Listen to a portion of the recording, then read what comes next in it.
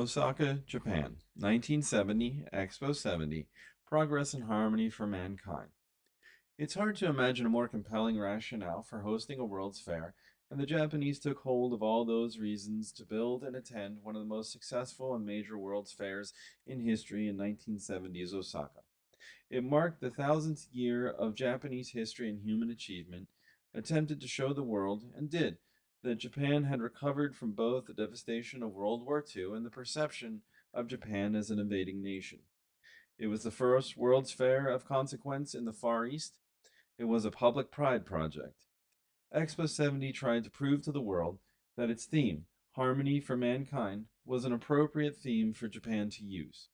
For Japan, it was.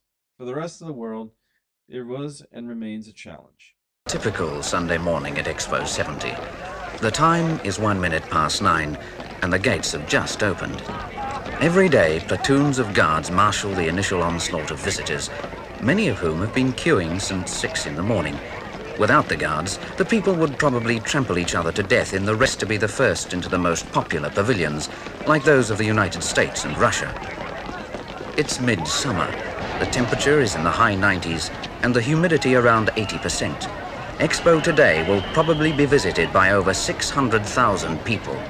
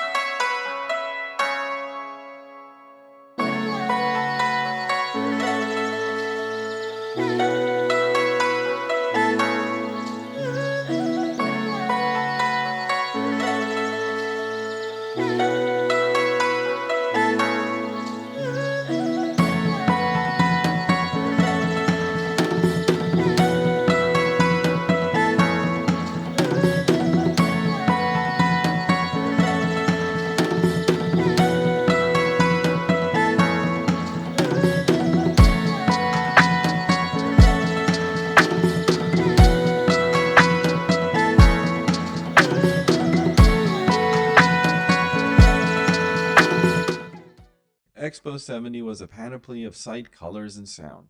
The buildings were in some ways representing a mishmash of styles, provided an amazing landscape to walk through. There were moon rocks, the Tower of the Sun, 64 acres of Japanese gardens, lasers, films projected onto balloons, and the first film in IMAX. It was one of the first fairs to bring a huge number of official international participants to an expo, a trend that would continue. 146 nations were invited, 77 came. Beyond the foreign exhibitors, there were 32 domestic exhibitors and 24 private pavilions. The fair was organized in 3 sections: Japanese government, Japanese commercial, and foreign. It was organized and paid for by the Japanese, Osaka Prefecture, and Osaka city governments. The official organizer was the MITI, the Japanese Ministry of International Trade and Industry, MITI. They were responsible for the budget.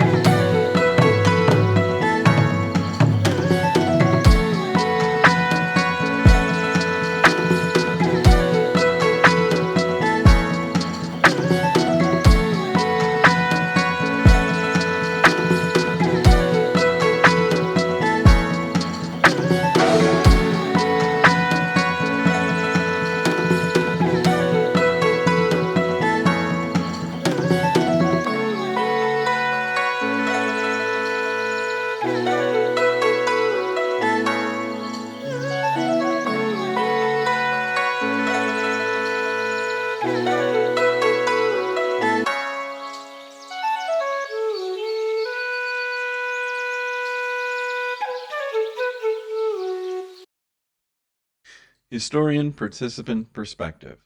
Leonard Levitin, Levitin Design. Peace and Harmony was the first Asian Expo ever and marked the rise of Japan from the ashes of war. It reflected a new Japan that wanted to show a new attitude that negated their militaristic past. The best example of national pride, both of the citizenry and the government together, is Japan. The Japanese love expos, where the federal government of a country is firmly behind an exposition, as in Canada, Osaka, Spain, and Korea. Budgetary problems always come up, but were always surmountable. All that was needed was a sufficient justification. Thank you for watching our video. Please remember to like, share, leave a comment, and subscribe. It really helps us grow the channel. Also, if you're looking for more history-related content, then we invite you to head over to our website, americasbesthistory.com.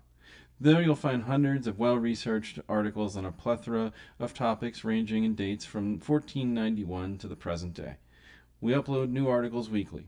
Hope to see you there.